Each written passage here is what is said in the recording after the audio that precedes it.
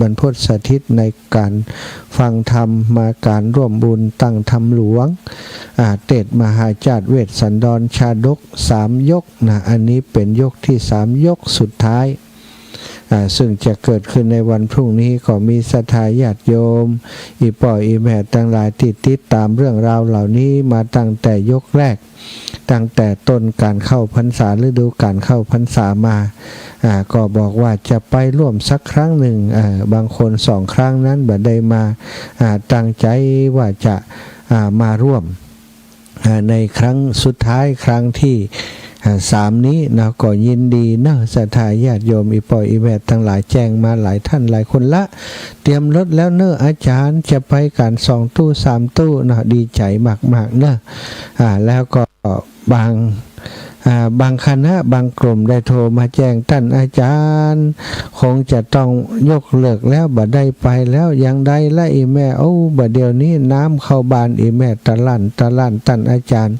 เข้ามานักกว่าปีก่อนเนาะที่บ้านปงไต้บ้านจูดบ้านจำนะแถวนี้เนอะศรัทธาเป็นแฟนรายการของอาตมาภาพเป็น FC เป็นคนติดตามสารธรรมยามค่ำวันนี้เตรียมงานที่วัดบรรพตสถิตอยู่จะไปจ่วยเปิ่นก็ไปบ่ได้กึดเติงหามากเลยอินดูเปิ่นเนาะปีก่อนไปจ่วยก็ได้หันเปิ่นมีความเดือดร้อนมากนี่ก็วันพรุ่งนี้หลังจากเสร็จงานเรียบร้อยพิจารณาพอว่าถ้ายังมีแหงเหลืออยู่จะได้เดินทางดูน้ำดูอะไรอย่าง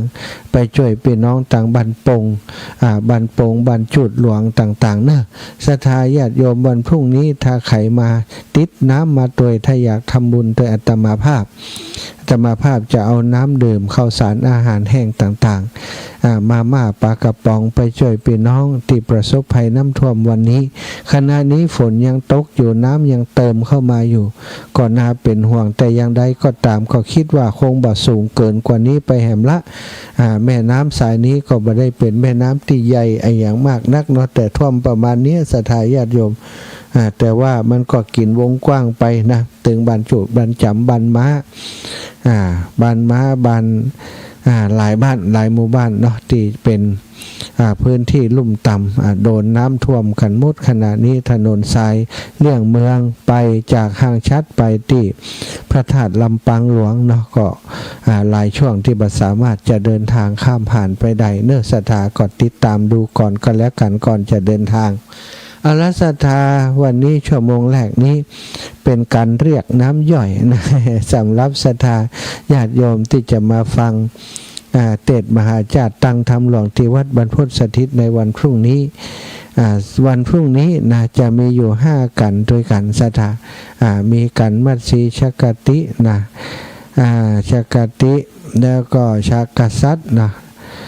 นครกันนะอันนี้หลาย5 กันด้วยกันศรัทธาแล้วก็การสุดท้ายนครกันนี้จะแสดงโดยท่านเสน่ห์การหลงแล้วก็ทุปิตอมทุปิเกคณะเสน่ห์การหลงจะเทศเป็น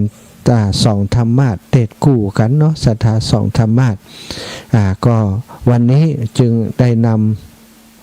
เสียงเทศของท่านอาจารย์เสน่ห์การหลงที่ได้เทศเมื่อวันก่อนวันที่24นั้นมารีเพลย์ให้ศรัทธาญาติโยมได้รับฟัง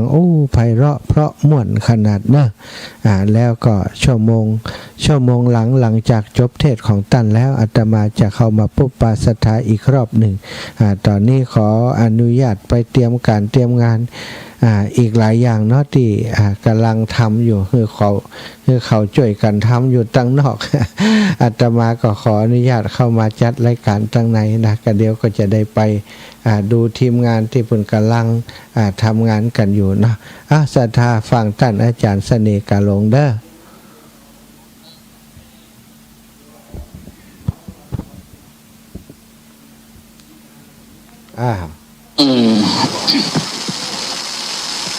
ชลาวันเนนานาเล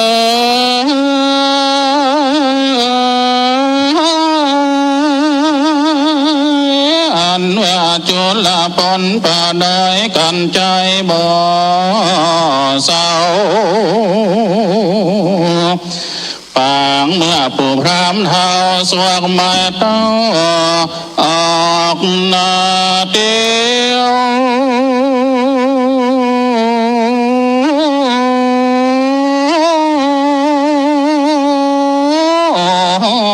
ตางมันก็ยังเงอกงอกเงินหอนหอนควางควางเพื่อสอหาหอนตางไปหาเวทสันดานตานเจ้าไก่ก็ไก่มานี่แต่แล้วเข้าป่าไม้นอด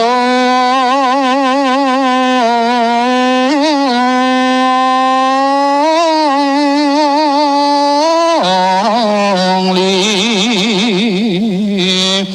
กาถามีองค์อ่าน35 บาทบาลีขอโอกาสราธนาลูกศิษย์พระมอนี้ตนผ่านแถ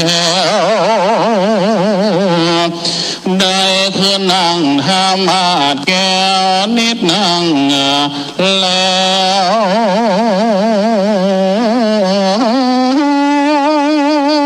จงได้เทศเตสานา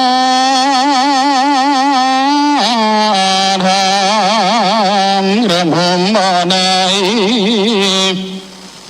แห่งขับมาจากขอพระอาจารย์ได้ตั้งนำสัก2 3 4 5 6 7 8 9บังกันว่าตั้นเจ้าอิดไหนก็ยังเลี้ยวก็ว่านาโม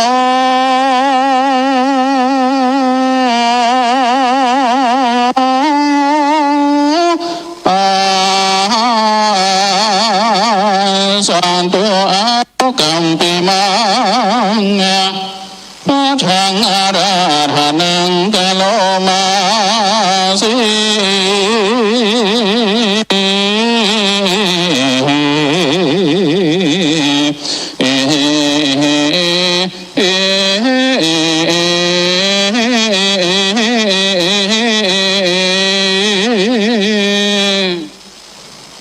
ขอนอบน้อมในสารูปพิมพ์พระเจ้าอันเป็นประธานในศาลาควันตานแห่งนี้ขอถวายความเคารพพระเดชพระคุณหลวงพ่อพระอาจารย์มหานุพดลสุวรรณเมธีเจ้าคณะอำเภอวังเหนือด้วยความเคารพอย่างสูงหลวงพ่อพระครูโสพลพัฒนาวิกรมจะรองเจ้าคณะอำเภอเมืองปานและพระอาจารย์สิริธรรมบัณฑิตเป็นเจ้าภาพกันเตศในวันนี้โดยเก่ากับผมขอถวายความเคารพอย่าหมดเด้อพุ่นเพ่เขาก็ได้เขียนเขาลงอย่างกันลังจะคน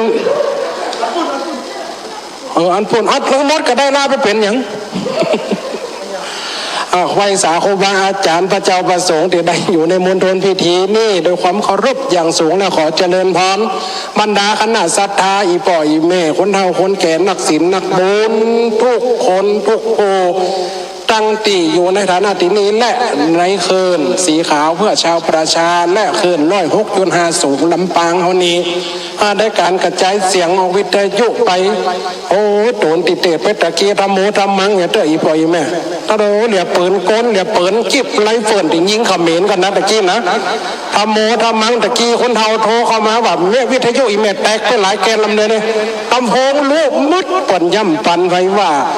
โอ้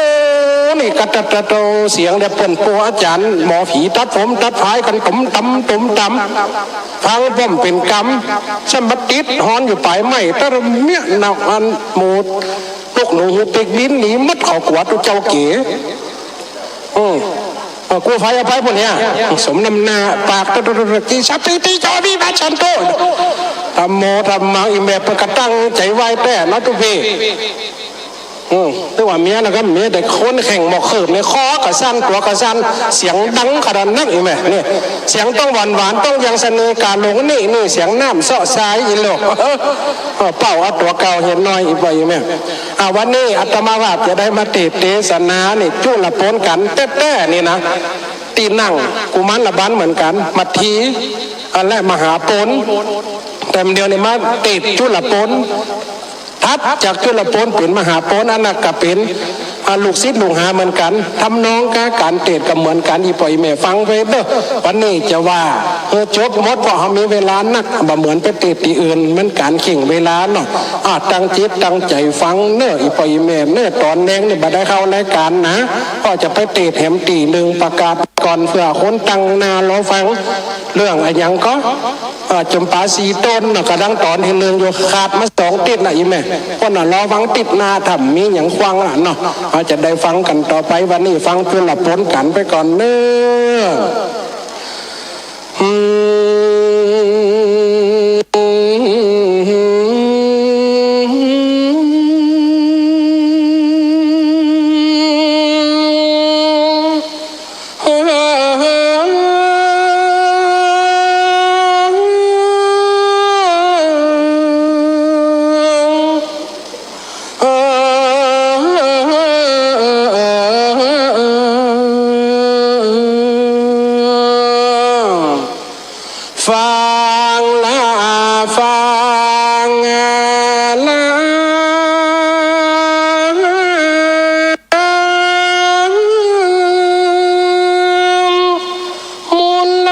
ศรัทธาตั้งหลายตั้งยิ่งใจลามแล้วแถวเท่าอาตมาจากใส่กับกาวูเป็นการโอนเครื่องนอสากรรมเพราะกลัวมันพิพรางเป็นวจีกรรมบ่ถูกต้องขอสาธุพี่น้องจงหน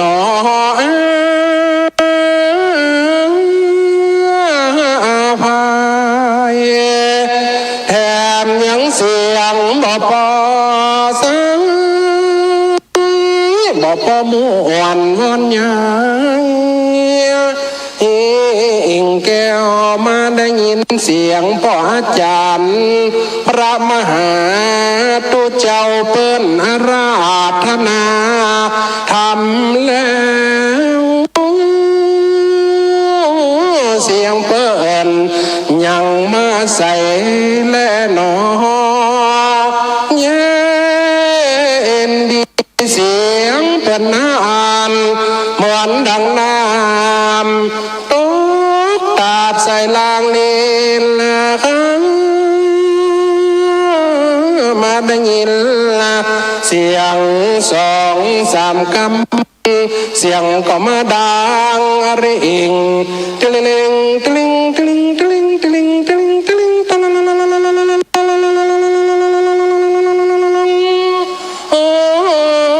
เสียงเหมือนปาดกองจากสวรรค์มีมันพรมเสียงเปิ้นมากองและมาคง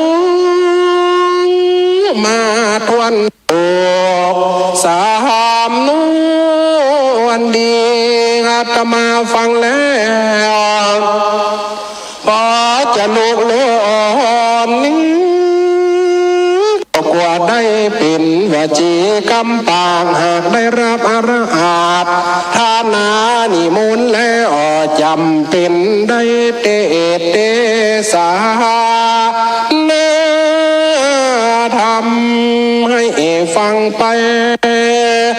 ลำดับ ลำดาธรรมจุลปนขานข้ายปางเมื่อผู้พำเท่าใจไว้เข้าดงนาปากกว้างจากไปรอดถึงพระเวสสันดรเจ้าจางจักมีกำอ้างว่าสา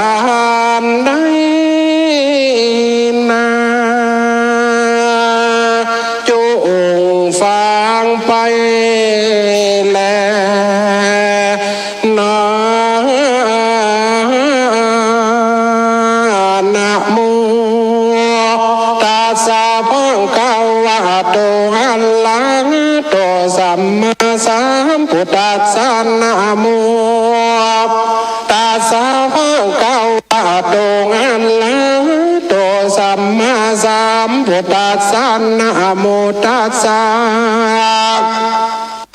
ภะคะวะโตอะระหะโตสัมมาสัมพุทธัสสะเอวังเจตปุตโตรัมมนังโปเจตัวปาไตญาตาสัตตาญาตันนสมาตุโน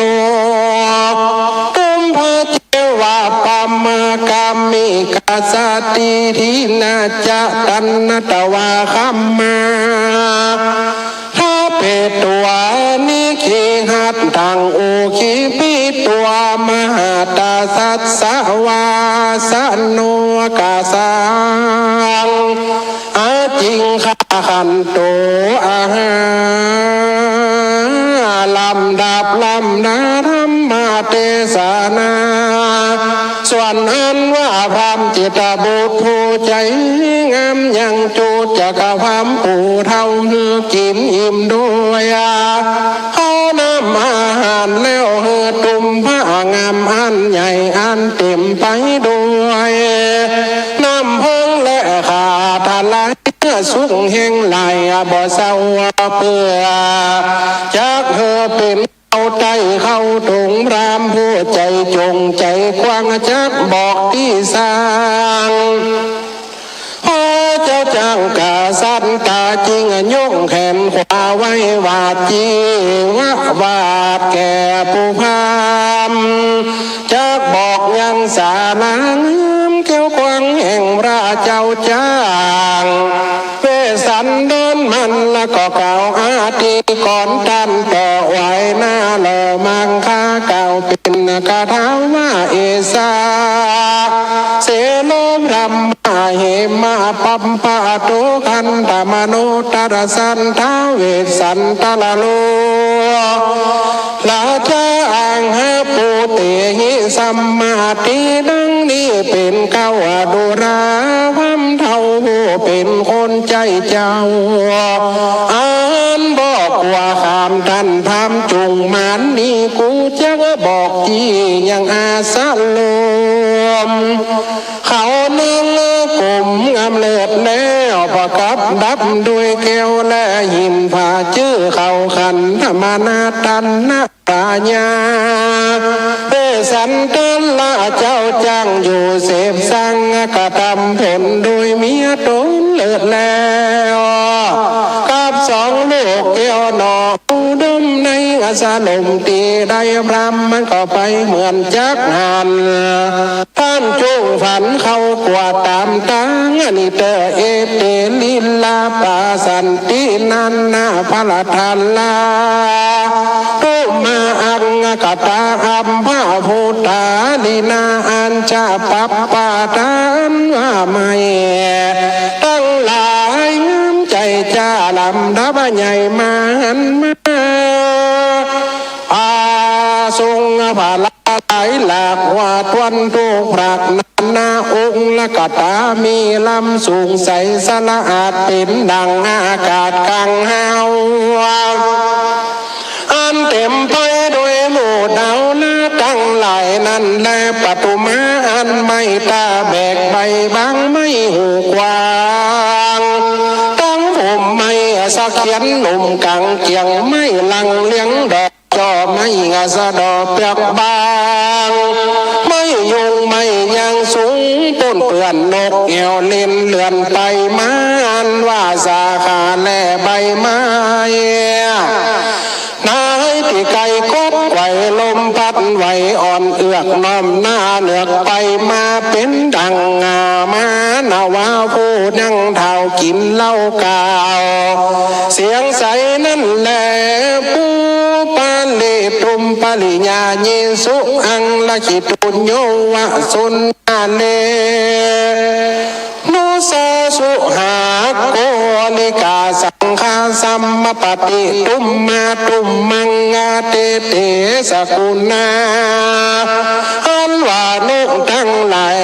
งามเลี้ยงหลายเสียงกองกึ่งพลดกร้องเสียงเบานกตาเบาร้องเสียงสว่างนกกลางร้องเสียงใสบินไปไกลและไกลเนื้อหมู่ไม่นานากันถึงย้ำมาร้องสว่างเสียงมีกองมัวเมาเขามีใจจบจืนนักกว่าหมื่นหลายแสนมาทุกแดนทุกดาวจะมาไปเป่าและไปตันมีเสียงหวานไปจ้า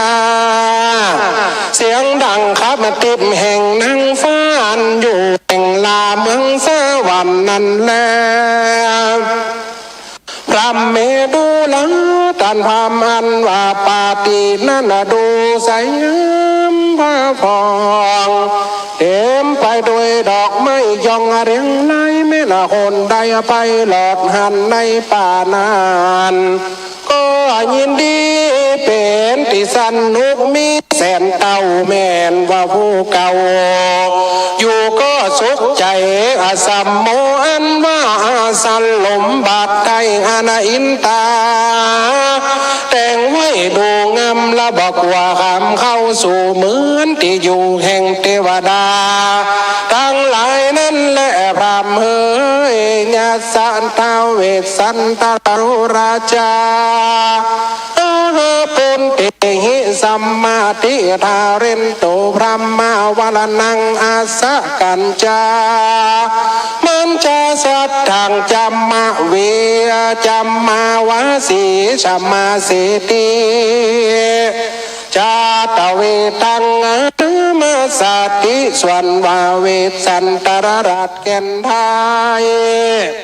อยู่ป่าไม่เขาวงโคดมีใจอดละกะตำเปลี่ยนทุกคำเจ้าเนื้อบ่อเศร้าใสทรงงามท่านพามมันก็จักไปหลอดหันนาทีนั้นท่านหันท่านนาตะลุงตนสักสวดอันอยู่กับมาโดยนั่งนาเทวีกาตังลาเจ้าจะลีและกันหาลูกดาวอยู่ดันดาวดงนี้พาลาสีตนบุญกวางศีลบ่มังภาวนาตาเรนโตก็ทรงพันนาวิเศษเอาเพศเป็นราศีถือขอเรียวรียาวยืนหมวดเก่ายืนเป็นนาชดาจามาวาสีเงินนุ่งหลังเสือลายญาหยุ่นนอนเหนือฝนดินใสโยมือถ่ายจุมจอบไว้โนบนอบกองไฟปิวแสงใสบ่อเศร้า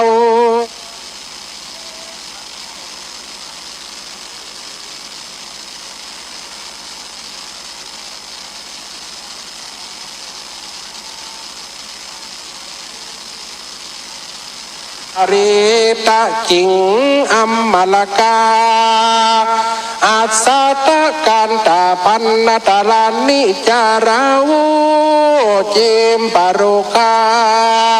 จัตสัตตะนิโลนิโหตลาจักปิตานามาตุมะกาเทวันตินิเจปักกาจุตุมปานาในกาลานาน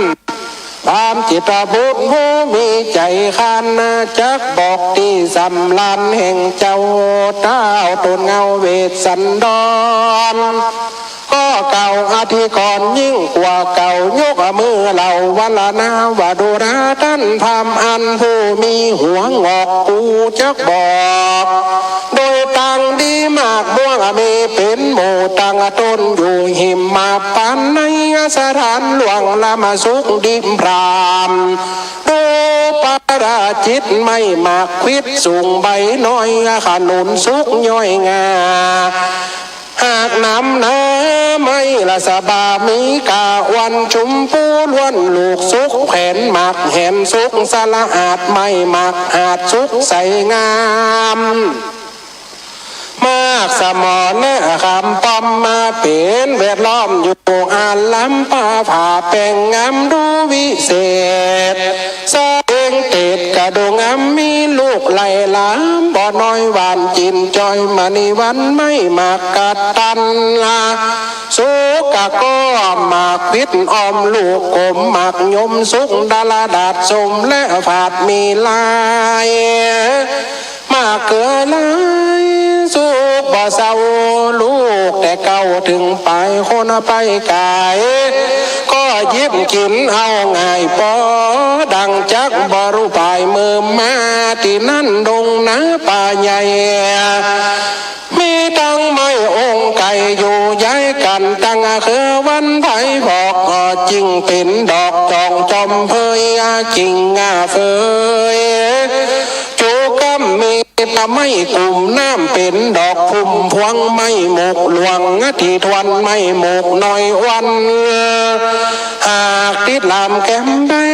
หมากสร้างใส่จมจืนจอยลูกใหญ่น้อยพอดีไม่เน่โคตรมีหลายสัมมาสุกแก่พรำควันกินหล่นทุกดินเนื้อเหลืองไม่มากเดือเหลืองหากมีหลายลูกไม่ใหญ่แต่เก่าละทรัดต่อเท่าถึงไปมีปากันบ่ใจน้อยเต็มดังผู้คนจังห้อยหากติดรองก็มีหันนาและนาพามเฮยสกุณานกดันป่าบินสะสวไปมานกสาลิกาสาลิงดานกสีตูดล่องหากยีบุดหากปุ่นกัวนกละก็ตัวหัวงอกมันจะบอกหนตั้งไปแล้วก็มีหันแนบรำ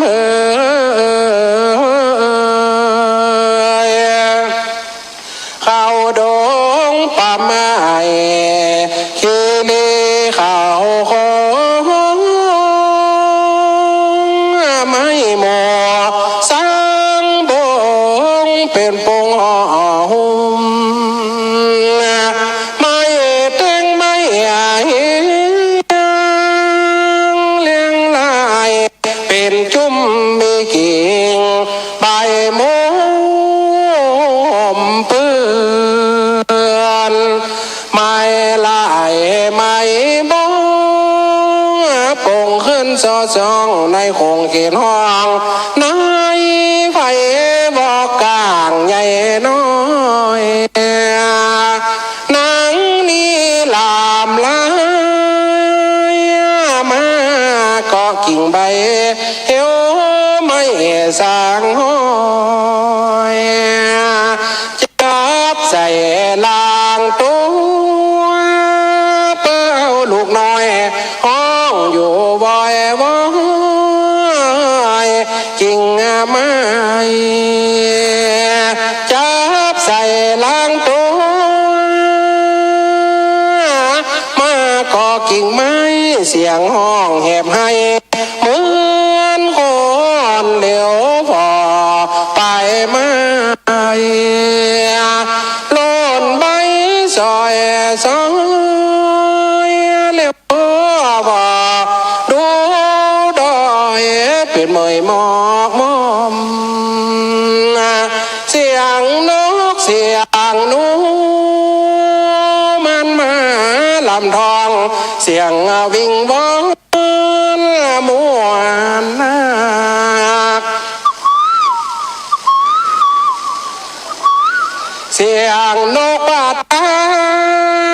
มาจะปักตักวันกันไตไปมานกงุมนกเก้า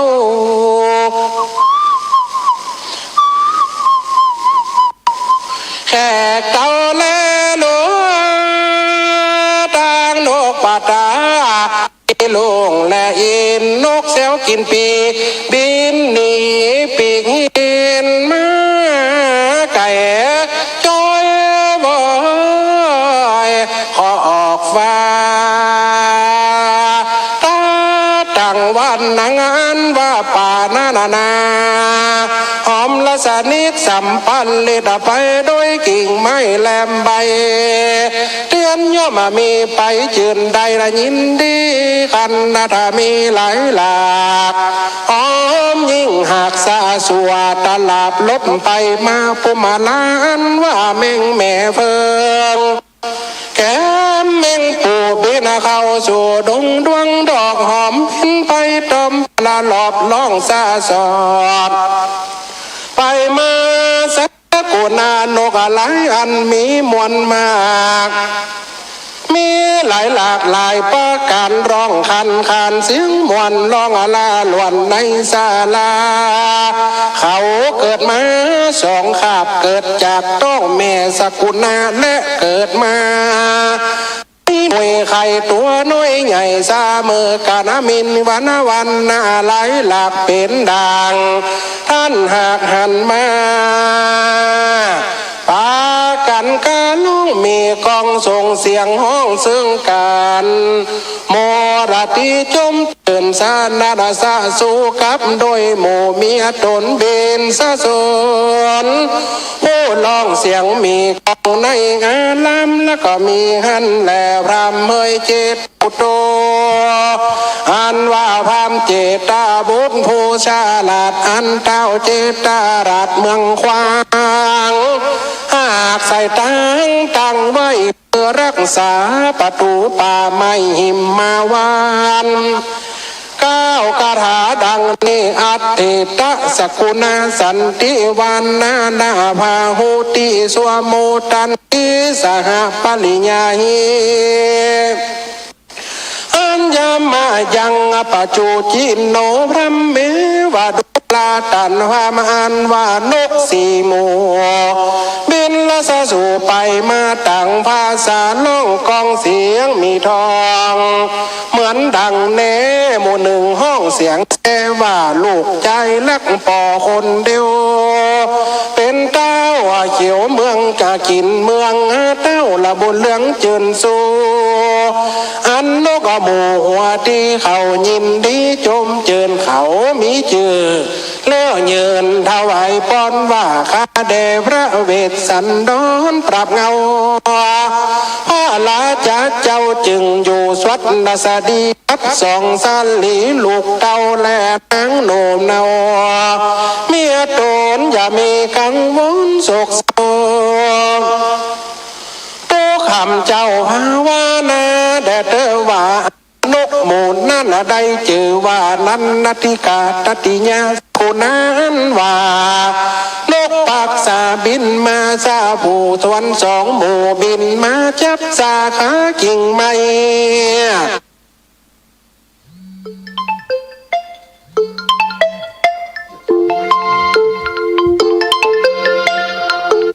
ให้เป็นเจ้าฮักลูกเต่าสุดใจห้องอยู่ใน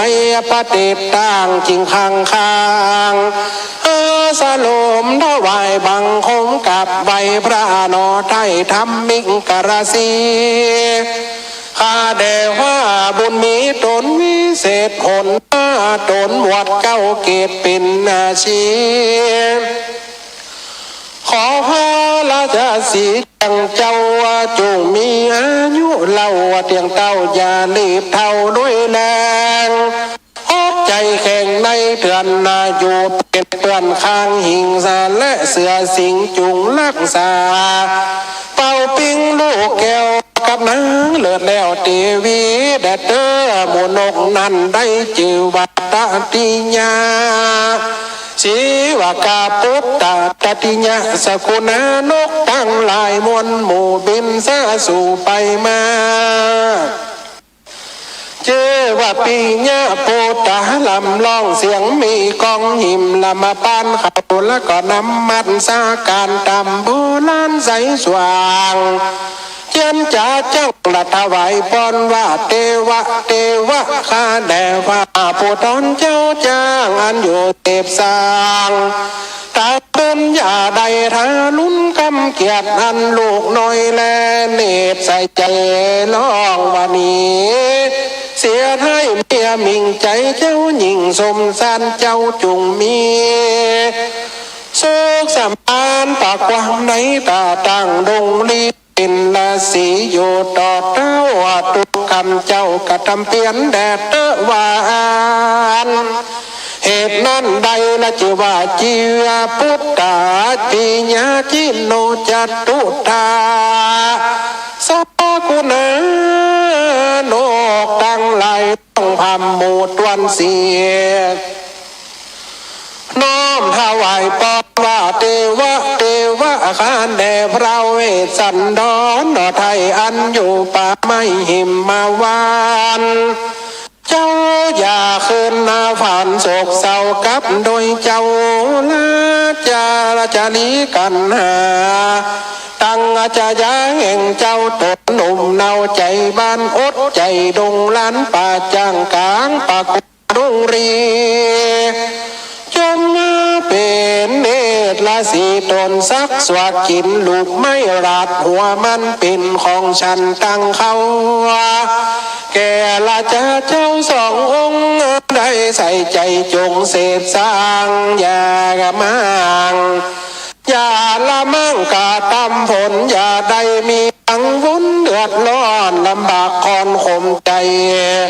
จงฮือมีมาตีจมจืนไว้นกยืนเปียวไพ่เตอว่านกหมูนานได้ชื่อว่าจิว่าพุทธาปิญานันโทอันว่านกทั้งหลายสี่หมู่บินเข้าสู่ศาลาบินไปมาของตลาดข้างล่องเสียงสั่งปุ่นฟังเขากะมาแปลงหังดีตีนางแต่พังฝั่งบกคลานีนั่นแล้วว่านังอันว่าป่านั่นดูงามสละอาดอันดลดาดไปโดยไม่ตั้งลายเป็นตัวนายังย้ายยังอยู่แถวเป็นโมบุปาเป็นดังคนหน้าเสงซอยเหมือนดังจอน้อยอยู่แก้มตุงอันนาญาตาเวสสันตละโลลาจาสังหปุตเตเยสามัติทานเล่นโตพระมาวันนังอัตตาจาสัญญาจัดทังจำมาวาสีสามาสิติจาตเวทังนัมมัตสันติพระเมดุลาตันพามผู้เท่าอันละพญาเจ้าเวสสันดรเก่นไทยอยู่แดนใดท่านก็หากจักหันใดบ่จ้าท่านเจ้าจุงเข้าป่าทั้งตันทั้งราชหันตนท่าลงวิเศษปวดเขาเก็บเป็นเลือสีถือคอกันแนวมีเกี่ยวได้ลูกไม้เครื่องปูจาลุงหนังเสือลายสนดีนอนเหนือตีตลานีท่านอัญชุลีนมัสสการตามโบราณบ่เศร้าทุกคำเจ้าป่าหากเป็นวัดนาเองเรือสีนั้นและดีนั้นนาปูพรามเจตบุตรละกะบอกกำงามงาแก่ผู้พามเท่าลวดดาเอาเข้าใจเข้าตรงเฮือใจจงโดยหมอสร้างแก่ก่อแห่งเปลืองปันนี้ตั้งขาฟันและขาทลายน้ำตาลทรายและอ้อยก้อนมันก็มาตอนปันแปดเฮือปูเท่าจักแขวดเข้าสู่พระเวสสันตละลาดป่าจาไว้สนหนาป่าไม้ตั้งใดมันละก็จีตั้งไก่บอกโหตั้งออกเป็นมายังมักโคพามจักเตียวป่าไม้จักเข้าดวนใดหิมละมาวันจักเข้าดงตันป่าไม้มันก็ป่าทักศีลใดสามหลอบยินดีน นอบปู่จ้าแก่พระมาตาปู่เท่าอันข่มเต้ากับมันมาปู่พำปัลลาจักปดาดดดาดดนาการเกี่ยวกดเข้าสู่ยางติโยเต้าองค์งามแล้วจงได้หูตังสาหลอกแดนขอกมักคาตนฤาษีนั่นนะแต่สายได้บอกไว้ตามกรรมมาและนาบาตักลสินามันก็ประทักสินจมจืนนบยืนอัญจุลีเจ้าตาปาฤาษีบุญกว้างอยู่เสพสร้างเด่นใดมันก็เข้าไปตีนานก็มีโดยภากันดังกล่าวมานี่แหละนะเน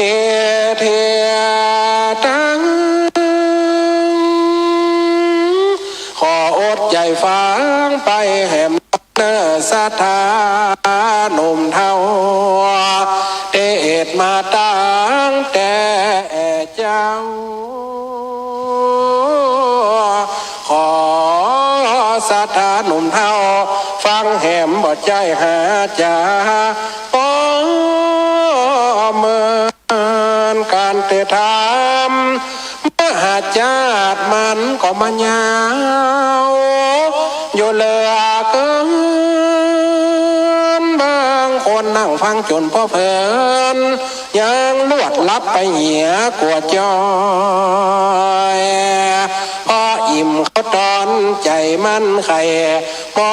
แหลมอยอะไรหาข้าคอยหาสาลีนอนอ่านว่าโบตาจนฟังคำวอนกล้าไปสักบังก่อนจะลงยอบยางมีใจตั้งหนอยาวจะไปฟังเป็นเฮาฟังแอวแนวหนาวเรื่องโปติสัตเจ้าบุญจากมาปกห่มเต้าได้เข้าสู่แก่เนราใจการจะว่าไปนักก็ถึงบ่ไว้ตนตีมาทัดไปบอกไปจะแลตาพอจ้องขออำลาสัทธาปีน้องแล้วก็ฟังบทผูกเจ็ดทองหนอกันไปแลนาขีญาธรรมเทศนายุลปนกันอันปาดปาดาโดยพระคาถา35พระคาถาก็บังคมสมเด็จเสร็จแล้วตอนนี้ก่อนแล้วสาธุ ศรัทธาญาติโยมจบในชั่วโมงพอดีเนาะที่ท่านอาจารย์สเนกาลงได้เต็ดในวันที่24ที่ผ่านมาฟังอิ่มใจอิ่มอกอิ่มใจนะอิ่มแม่อิ่มจนกัดเนาะบางท่านบางคนเอาเป็นน้ำย่อยเป็นน้ำกระสายให้ศรัทธาญาติโยมได้รอคอยติดตามในวันพรุ่งนี้นี่ท่านอาจารย์เสน่ห์กาลงและก็ทีมงานของเปิ้นตุปิต้อมตุปิเกเนาะเปิ้นจะเตดในการที่การสุดท้ายนะเรียกว่านครกันศรัทธาญาติโยมการสุดท้ายเป็นการที่พระเวสสันดรนะกษัตริย์ทั้งหลายนะ พระบิดาแล้วก็พระบิดาพระมารดาพระราชนัดดานะหลานนะพร้อมกับพระเวสสันดรได้เดินทางกลับคืนสู่บ้านสู่เมืองซึ่งเป็นเรื่องราวในนครกันนี่ถือว่าเป็นการที่ถ้าเป็นหนังก็คือแฮปปี้เอนดิ้งอ่ะ แฮปปี้มีความสุขเอนดิ้งก็จบอย่างมีความสุขเสียนะจบอย่างมีความสุขว่านะวันพรุ่งนี้การแรกก็จะเป็นการมัดซีนะการมัดซีกันการสุดท้ายเป็นการนครกันศรัทธามาติดตามรับฟังกันเนาะเอาล่ะศรัทธาลองปั่นสายศรัทธาโทรมาตะกี้มียายพรโทรมาบอกว่าโทรมาเรื่องไอ้ยังใจโทรศัพท์เครื่องที่ยายพรโทรมาออกอากาศเปิดเสียงเข้ารายการอยู่ยายพรโทรมาเสียงเงียบไปสักกำบอกว่าเปิ้นโทรมาด้วยสาเหตุอย่างลองบอกเหตุผลเพราะยายพรถ้าบอกเหตุผลบัดถูกใจนี่วันหลังถ้าจะได้งดพองแล้วเนื่องจากว่าเวลาออกรายการอยู่นี่เวลาเปิ้นบอกให้โทรนี่ก็ขอความเข้าใจทำความเข้าใจว่าเฮาก็ต้องฟังโทรเถอะนะแต่ถ้าเปิ้นบอกให้โทรก็ให้โทรบางคนนี่เปิ้นบอกให้โทรนี่ก็รู้โทรนี่ก็ลำบากเจริญพรโยมแม่เจ้าการนมัสการเจ้าที่พระอาจารย์เสน่ห์การลงกระเทศเจ้าเจ้าแม่เสียงปุ่นหวนเนาะนั่นแหละเสียงดีแต่เลยมีเห็นนกฮ้องวันนะจ้าเสียงเป็นดีเจ้าฟังชัดเจนดีเจ้าแม่ดีแล้วสัตว์ตัวน้อยเชียงใหม่ฝนหลายก็ฝนตกนักอยู่ก็นักเจ้าพูดก่อนเมืองมาหน่อยเดี๋ยวก็ตกแหมอยากจะเจ้าเนี่ยเนาะน้ำปิงเขาว่าน้ำปิงก็ขึ้นมานะก็น่าเจ้ามันตกวันค่ำวันนี้แต่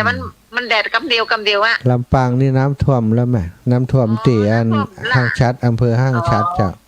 น้ำเมตตาท่วม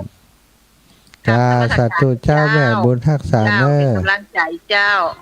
บุญรักษาขอบคุณเนาะมารยาทในการรับฟังกฎกติกาในการรับฟังนะเฮาก็ปฏิบัติกันมาเมื่อแล้วในคลื่นสีขาวของเฮาครูบาอาจารย์ก็มักจะบอกให้ศรัทธาเสมอว่าเวลาเพิ่นจัดรายการอยู่เข้ารายการมาจะพังโทษเนอบางเตื้อคนเฒ่าคนแก่ครูบาอาจารย์เนาะที่จัดรายการอยู่ขี้หลงขี้ลืมศรัทธาโทรมาติกึดไว้มันลืมไปเหี่ยแล้วก็บางครั้งบางทีเนี่ยการออกอากาศการจัดรายการเนี่ยอย่างที่อาตมาจัดรายการวันนี้ก็ใจโทรศัพท์เครื่องที่ศรัทธาโทรมากุเตือนนั่นน่ะเปิดติอัดไว้ในงานตั้งธรรมหลวงวันก่อนเอามาให้ศรัทธาฟังพอคนโทรเข้ามาถ้าอาตมาบอกคอยควบคุมอยู่ที่นี่คนโทรเข้ามาติดเสียงมันก็จะหายไปตามนั้นดีบดีสัญญาณจากที่ก็ไว้ก็ถูกตัดไปเหี่ยต้องเข้าใจเนาะมันมีเหตุผลว่าทำไมเปิ่นบ่ฮื้อโทรตลอดเวลาเปิ่นจะฮื้อโทรก็ต่อเมื่อดูแล้วเหมาะสมแก่เวลาจะจบรายการแล้วปั่นเวลาฮื้อศรัทธาโทรเฮาก็โทรเนาะบ่ได้ว่าขางโทรนะก็ดีใจอยู่แหละที่ศรัทธาโทรมาแต่ว่าต้องถูกเวลากาลเทศะเป็นสิ่งสำคัญถ้าเฮาบ่ยึดมั่นในกาลเทศะอยากโทรยามใดก็โทรครูบาอาจารย์ก็ลำบากใจหลายๆคนจำเป็นจะต้องตัดสายไปจำเป็นต้องบล็อกสายไปเพื่อจะได้ให้สบายใจถึงเปิ้นถึงตัวถึงคนจัดรายการแล้วก็ผู้ที่เปิ้นฟังรายการอยู่ต่างบ้านเนาะบางคนศรัทธาญาติโยมที่ฟังรายการอยู่ต่างบ้านตอนที่เปิ้นโทรมาเนี่ยเปิ้นจะปิดเห็นละพอละบ่ฟังต่อละไอ้อย่างแม่มฟังต่อรำคาญ ก็บ่รู้จะว่าอย่างใดเนาะเปิ้นรำคาญเปิ้นก็ปิดของเปิ้นไปก็เป็นหยังนะบางครั้งบางทีเฮาเปิดโอกาสให้โทรมา1ก็เพื่อจะได้ฟังว่าเปิ้นฟังจากที่ไหนชัดเจนดีก่อ สองบางเทื่อเปิดมีข้อสงสัยข้อสอบถามหรือว่าการสนทนาการอู้จาการแสดงของเฮาขาดตกบกพร่องไปส่วนใดเปิ่นก็สามารถมาเติมเต็มกันได้อันนี้คือวัตถุประสงค์สถาบัดใดเพื่อจะเปิดโอกาสให้สนุกสนานมาม่วนเล่นกันใครอู้อย่างก็อู้บัดใจอันเนาะเพราะเวลามันมีก้าเอาละสถาช่วงนี้จะเข้าก่อนที่ทางบางสถานีเข้าสู่สปอร์ตของสถานีเนาะบางสถานีก็รับสัญญาณต่อแต่อย่างไรก็ตามช่วงนี้ฟังเพลงในรายการสักเพลง2เพลงก่อนเด้อ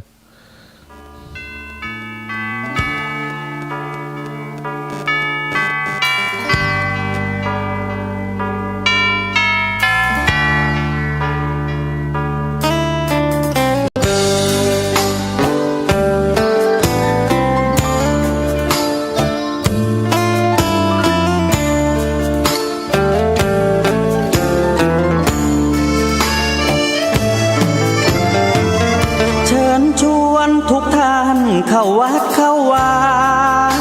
ฟังธรรมะจากหลวงตาเสริมชีวาให้สุขสดใสยึดมั่นหลักธรรมคำสอนไว้ให้ขึ้นใจ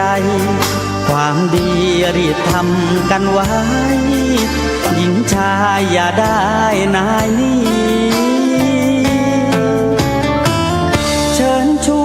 ทุกท่านเข้าวัดเข้าวาทำบุญด้วยจิตศรัทธาบุญพาให้เราสุขีจะทำการใด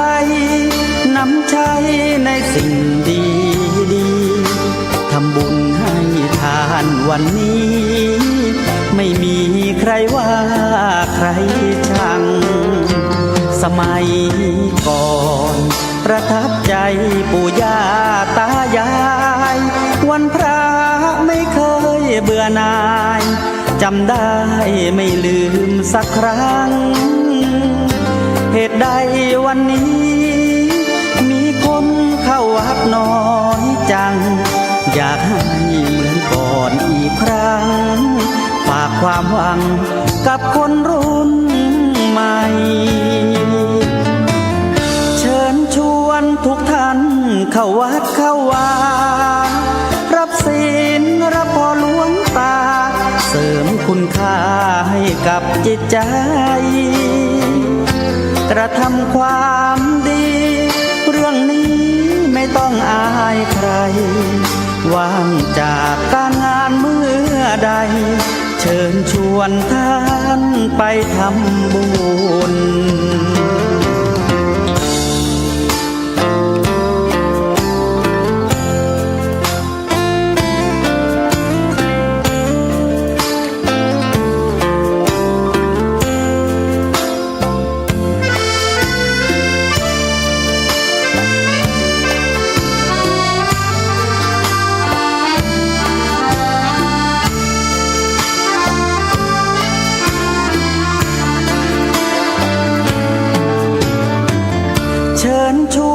ทุกท่าน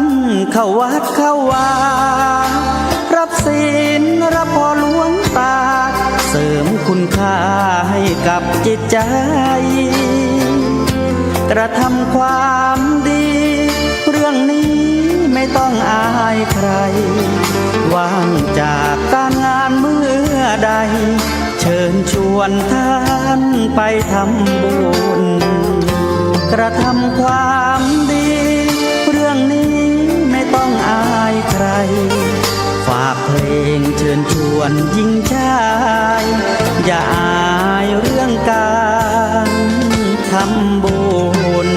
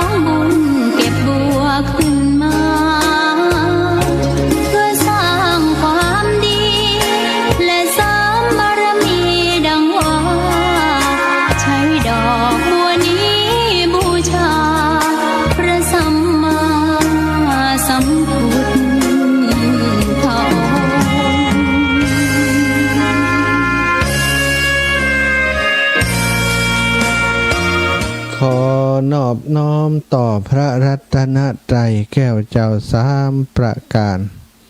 น้อมเอาคุณพระพุทธเจ้าคุณพระธรรมเจ้าคุณพระสังฆเจ้าคุณพระอรหันตเจ้าอริยสงฆ์เจ้าจู้ตนจู้องค์ได้เมตตาแผ่ปารมีมาเป็นนวโลกุตตรธรรมปกเกล่าเกศาปกห่มหักษาครูบาอาจารย์พระมหาเถระพระเถรานุเถระเพื่อนสหธรรมิกสหพรหมจารีทุกรูปทุกองค์ปกห่มหักษาศรัทธาศาสตร์ชนคนดีเท่าแก่อีพ่ออีแม่ทั้งหลายทุกท่านทุกคนที่ติดตามรับฟังรายการสารธรรมยามค่ำตั้งสถานีวิทยุเพื่อการศึกษาวิทยาลัยสงฆ์นครลำปางและสถานีวิทยุคลื่นสีขาวเพื่อชาวประชาซึ่งออกอากาศจากวัดปักตางเจริญอำเภอดอยหล่อจังหวัดเชียงใหม่ได้เชื่อมสัญญาณออกอากาศไปหลายภูมิภาคท้องที่ไปเชียงใหม่ลำพูนเชียงรายหลายที่หลายแห่งศรัทธาญาติโยมในช่วงเวลานี้ผ่านหลายๆสถานีหนึ่งในนั้นก็คือ 104.50 เมกะเฮิรตซ์อันนี้ออกทุกวันออกเป็นประจำรับสัญญาณ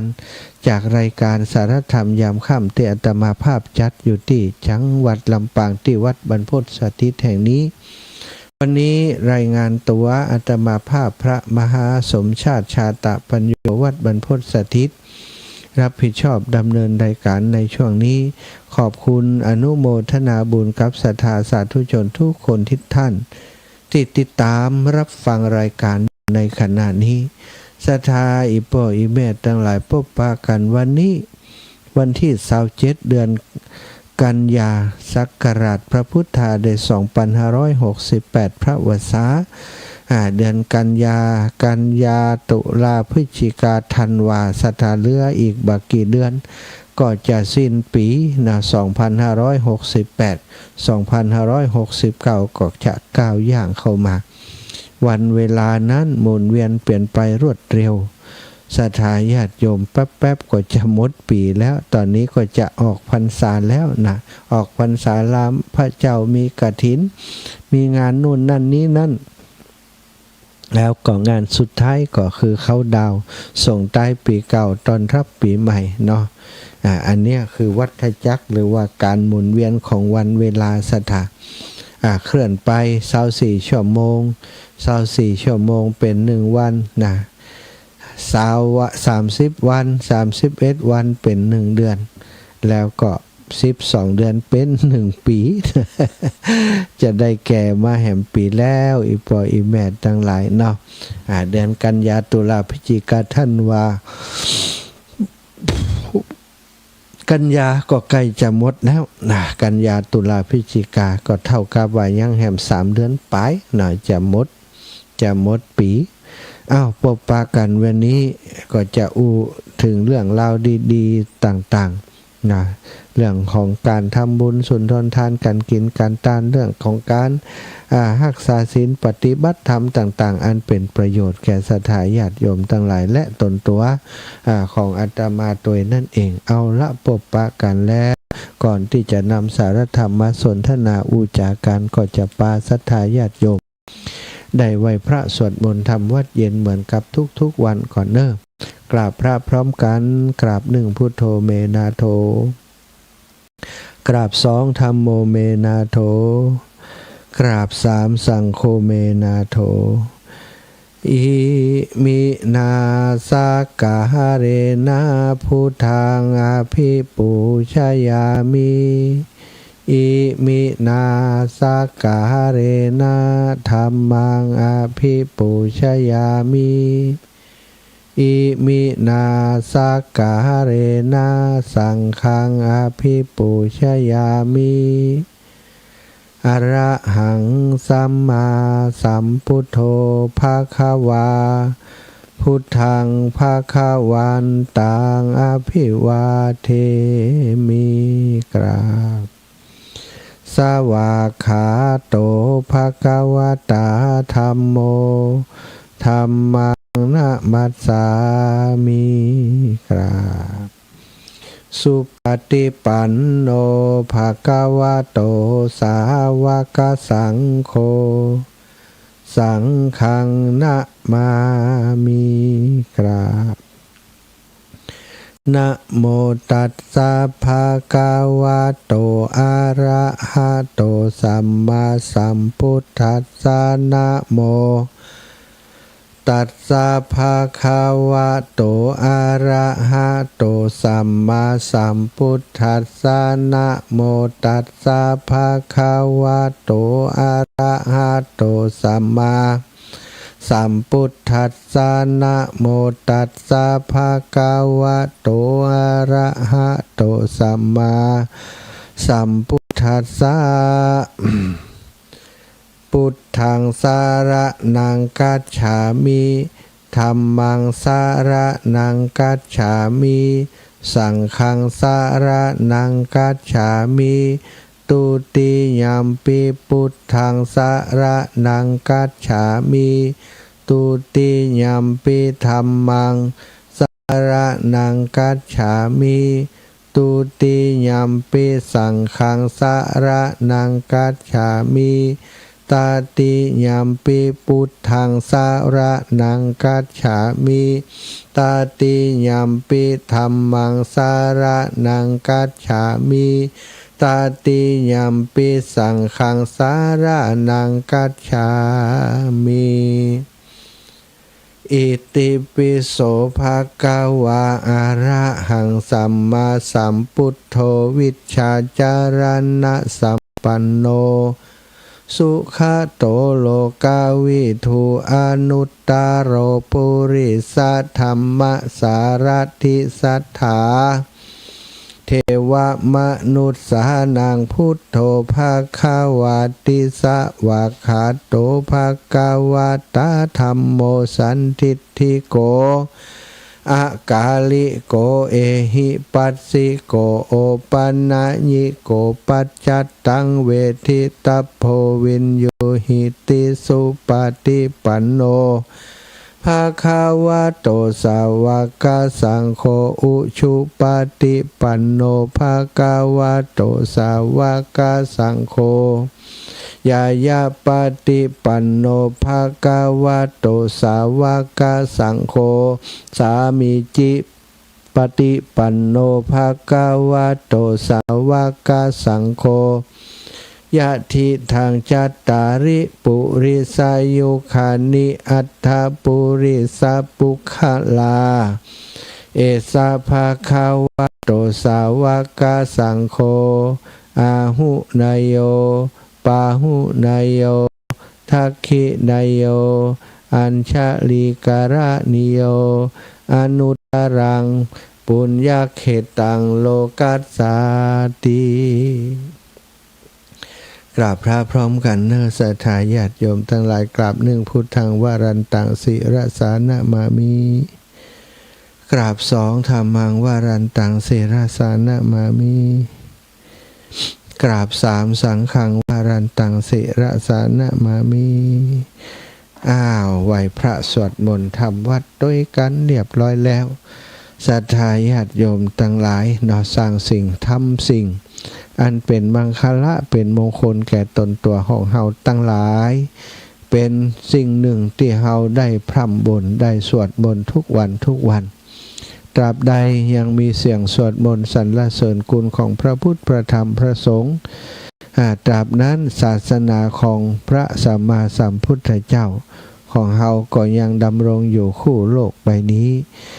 เป็นการสร้างเป็นการสืบต่อเป็นการสืบสานอายุของพระพุทธศาสนาไปพร้อมๆกันศรัทธาพร้อมกันนั้นเฮาก็ได้สันติภาพได้ความสงบสุขเกิดขึ้นในจิตในใจของเฮาเวลาได้ท่องบนเวลาได้สวดมนต์ไหว้พระซึ่งเฮาก็ทำกันทุกวันอยู่แล้ว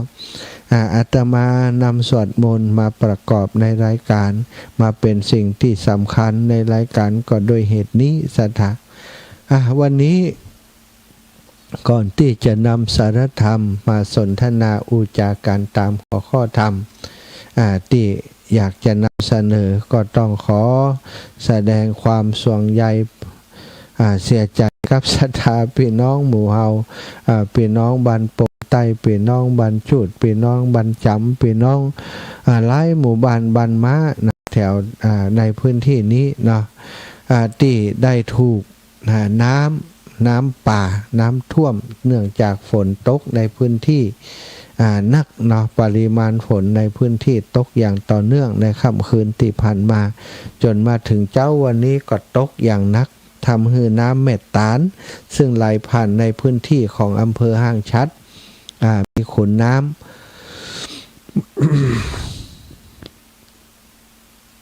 อยู่ตังขุนตาลเนาะสถานอยู่ขุนตาลเลยได้จื่นน้ำแม่ตาลก็ไหลมาปริมาณนักล้นตะลิ่งเข้าท่วมทับท่วมไร่นาให้นาป่าตั้งบันช่องห้องหอของสถานญาติโยมในพื้นที่บันปงไตนี่นักหนาสาหัสบันปงไตบันจุดหลวงทะลุไปจนถึงบ้านหม้อบ้านอย่างตังพุทธหนอสถาก็ต้องขอแสดงความเสียใจตัวเนอร์หลายคนทรัพย์สินเก็บบัตรตันเนื่องจากว่าบักกึดว่ามันจะขึ้นนักกว่าปีก่อน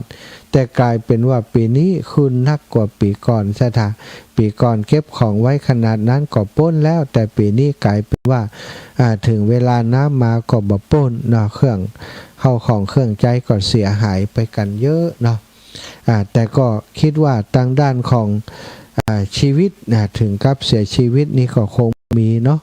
เพราะว่าเข้ามาตอนกลางวันตอนติดแจ้งแล้วที่เฮาก็หันกันว่าปริมาณน้ำมันขึ้นมาเรื่อยๆขึ้นมาเรื่อยๆตันระมัดระวังกันอยู่แต่น่าเสียใจโดยสำหรับหลายๆคนที่จอดรถจอดลาไว้กะว่ามันปลอดภัยแล้วแต่ก็บ่ปลอดภัยพอน้ำขึ้นมาจะเอาไปทางใดก็บ่ได้น้ำล้อมหมดสถานจำเป็นปล่อยให้จมอยู่กับน้ำหั่นในบ้านในจองหอเฮือนเดินดาวเครื่องใจครัวสอยต่างๆของครอบครัวก็สูญเสียไปบางพ่องก็ลอยไปตามน้ำก็มีก็ต้องขอแสดงความเสียใจตัวเนาะแล้วก็ห่วงใยกับพี่น้องบ้านเฮาเนาะบ้านจุดบ้านโป่งใต้แฟนรายการก็มีเยอะอยู่บ้านจุดบ้านจำบ้านโป่งใต้อาตมาภาพปกติแล้ววันนี้ก็ต้องไปอยู่โดยสถาพุนะนะไปดูไปหาเข้าของเครื่องใจเข้าน้ำโภชนาอาหารไปดูแลแต่เนื่องจากว่าวันนี้อาตมาภาพก็ทั้งวันสถาตั้งแต่ตอนเช้ามาแล้วไปบิณฑบาตกลับมาก็แทบจะบ่ได้พักเลยจนมาถึงขณะนี้เวลานี้หลายๆคนได้พักแล้วทีมงานเนาะแต่อาตมาภาพยังมานั่งจัดในการให้ศรัทธาอีป่ออีแม่ได้รับฟังอยู่ตามหน้าที่วันค่ำเนาะติจัดเตรียมสถานที่เนื่องจากว่าเป็นหน้าฟ้าหน้าฝนได้ไปยืมเต็นท์ในวัดไกลๆมาเพื่อจะกางเพิ่มเติมเป็นโรงทานเป็นที่รับประทานอาหารของศรัทธาญาติโยมเป็นที่พักของศรัทธาญาติโยมในกรณีที่คนมานักหลายล้นหอประชุมก็ได้ขยับขยายมาอยู่ตั้งนอกห้องอันนี้ก็ไปเตรียมไปช่วยกันเนาะขนเต้นขนตังขนโต๊ะเก้าอี้ต่างๆมากมายศรัทธาว่าขอบคุณท่านอาจารย์วัดป่าขามสมปานเจ้าวัดป่าขามที่ได้เมตตาให้ยืมเต้น3หลังเก้าอี้แฮม200เนาะต้องขอบคุณเป็นอย่างสูงนี่ถ้าบ่ได้ครูบาอาจารย์วัดวาอารามใกล้เคียงกันช่วยเหลือเนาะของบางอย่างที่วัดบรรพตก็บ่มีศรัทธาญาติโยมเราเป็นวัดที่อย่างที่บอกทรัพย์ศรัทธาเนาะบ่ได้มีศรัทธาประจำบ่ได้มีกิจกรรมงานศพงานอย่างก็บ่ได้มีในวัดของเฮานี่นะบ่มีเมนบ่มีสถานที่บำเพ็ญบุญเลยบ่มีเต้นบ่มีอย่างซึ่งถ้าวัดที่เพิ่นมีการบำเพ็ญบุญงานศพอย่างต่างๆส่วนใหญ่เพิ่นจะมีเต้นเยอะนะศรัทธาแต่ละศพบางเตื้อเพิ่นก็เอาเต้นมาถวายในงานศพนั้นนะเอาเต้นมาเป็น ปราสาทก็มีหรือว่าแบบเป็นปราสาทแต่ว่าซื้อมาเพื่อจะถวายเนื่องในงานศพนั้นๆก็มีวัดเฮาบ่ได้มีงานอย่างนั้นเนาะก็บ่มีกิจกรรมอย่างนั้นเลยก็ขาดสิ่งหมู่นี้ไปจำเป็นต้องไปขอยิบยืมเอามาบางครั้งบางคราวบางโอกาสถ้าบัดใจหน้าฝนนี่ก็สบายมากเนาะสถานที่ร่มรื่นไปด้วยพันไม้ต่างๆนะเป็นร่มเป็นเงาได้สบายแต่ช่วงนี้มันหน้าฝนสถานไปเปื้องเงาต้นไม้บ่ได้เนาะฝนเปียกหมดก็ได้เตรียมการเตรียมงานตั้งแต่เช้าถึงพอถึงวันเดียวนี้แต่น่ะเนาะหลายอย่างหลายสิ่งหลายอย่างถมถนนหนตั้งแหมน่ะถนนที่เข้ามานี่ต้องเอาหินเอาอย่างไปถมแหมเพราะว่าฝนตกแล้วก็รถนักผ่านไปมาถนนเป็นหลุมเป็นบ่อซะท่าได้ไปจัดการกันหลายอย่างเนาะคนก็มีน้อยแต่ดีว่าได้มีญาติพี่น้องมาจากเมืองปานก็มีญาติโยมมาจากพะเยาก็มีปเนตรเนาะบ้านห้วยบงพะเยาได้มาช่วยต้วยแล้วก็มีศรัทธาญาติโยมพี่น้องบ้านศรีหมดเก้านี่แม่บัวเย็นแม่น้อยแม่คำมีเนาะแม่หลายคนนะเพิ่นได้มาช่วยกันมาช่วยแปลงจ่อแปลงตุ้งต่างๆนี่ศรัทธาเพื่อจะเอาประดับประดาตกแต่งในงานนี้ในวันพรุ่งนี้วันนี้ก็ได้มาเตรียมการพ่องก็มาแปลงใบสีพานใบสีชามปากชามก็มีใบสีใหญ่ก็มีแล้วก็พ่องก็มาจัดดอกไม้เพราะพรุ่งนี้เราจะมีการถวายธรรมะแถม1 ชุดนะวันก่อนถวายไป1 ชุดวันนี้ถวายอีก1 ชุดก็จะจำเป็นจึงมีความจำเป็นต้องประดับประดาตกแต่งธรรมะให้สวยงามจะได้ยืนโยงถวายในวันพรุ่งนี้ตัวก็ได้โยมน้องพนิตาพรหมินทร์โยมแม่สาลีทองสอนโยมแม่หอมเถินบุรีท่านผู้กองนัดได้มาช่วยกันกะเตรียมดาในส่วนของดอกไม้เป็นอันบรมวลเสร็จสิ้นแม่น้อยอินยาศรีแม่เพนณลำปูนก็เดินทางมาช่วยงานช่วยกันหลายอย่างหลายประการเนาะต่างคนต่างช่วยกันโยมป้าแก้วป้าแก้วแม่บัวคำกองเขียวบ้านหัวทุ่งสามัคคีโยมน้องติ๊กวินัสนีแก้วเดียวโถกหัวช้างโยมน้องคำสุขโยมชุติการรอดพยัญอันนี้ก็มาช่วยทำความสะอาดดูแลโน่นนั่นนี่ตลอดถึงเตรียมโฮงทานก๋วยเตี๋ยวเตรียมโฮงทานน้ำดื่มเตรียมโฮงทานกาแฟที่จะเอามาเลี้ยงดูแขกผู้มีเกียรติที่มาร่วมงานในวันพรุ่งนี้เตรียมกันอยู่ที่วัดบรรพตสถิตแห่งนี้โดมน้องเพ็ญศรีศรีสุทธะได้มาทำพานใบสีเป็นกันศีลหื้อนะก็ต้องขอบคุณเป็นอย่างสูงตุปิจุกด้วยนะตุปิจุกหลายๆท่านหลายๆคนที่เฮาได้ช่วยเหลือการงานกันในวันนี้ในนามของท่านอาจารย์ใหญ่พระมหานพดลสุวรรณเมธีผอ.ผู้อำนวยการวิทยาลัยสงฆ์เจ้าคณะอำเภอวังเหนือสมปานเจ้าอาวาสวัดบรรพตสถิตประธานโครงการตั้งธรรมหลวงเตดมหาจารย์เวสสันดรชาดก3 ยกเพื่อหาทุนสนับสนุนเป็นกองทุนเผยแผ่พระพุทธศาสนาของวัดบรรพตสถิตดูแลเรื่องการเผยแผ่ต่างๆเนาะเป็นการเสริมทัพเสริมกำลังเสริมเขียวเล็บฮือกับงานเผยแผ่ฮือเป็นไปด้วยดีและมีประสิทธิภาพอย่างมากขึ้นนี่ก็คือวัตถุประสงค์ที่เราได้ทำโครงการนี้ขึ้นมาแต่ว่าวัตถุประสงค์หลักอย่างที่อาตมาภาพได้แจ้งศรัทธาไปข้อที่1นั่นเพื่อส่งเสริมอนุรักษ์รักษาวัฒนธรรมประเพณีเตดธรรมมหาชาติตั้งธรรมหลวงแบบเบาล้านนาประเพณีคืออยู่ก็คู่คนเหนือคนล้านนาเฮาไปเมินนานๆ2เพื่อจะสร้างศรัทธาประสาทะในพระพุทธศาสนาให้เกิดขึ้นแก่ศรัทธาญาติโยมทั้งหลายที่นับถืออยู่แล้วและที่กำลังนับถือให้มีความเข้าอกเข้าใจในวิถีชีวิตแบบวิถีพุทธวิถีพุทธวิถีธรรมเนาะในธรรมเวสสันดรชาดกนั้นได้สอดแทรก คุณธรรมจริยธรรมศีลธรรมเรื่องราวต่างๆไว้มากมายจึงเป็นธรรมหลวงที่เปิดนิยมนำมาเทศน์ในแต่ละปีอย่างน้อยปีละ1 ครั้งในแต่ละวัดแต่ละวาเป็นอานิสงส์เป็นมงคลแก่วัดวาแก่ครูบาอาจารย์แก่สาธุชนคนทั้งหลายที่ได้ร่วมพลังร่วมช่วยเหลือกันอาตมาภาพได้ทำโครงการนี้แล้วก็ได้ตั้งแต่ได้เริ่มตั้งธรรมหลวงยกที่1ครั้งแรกในวันที่27เดือนกรกฎาคมและครั้งที่2วันที่24เดือนสิงหาแล้วครั้งนี้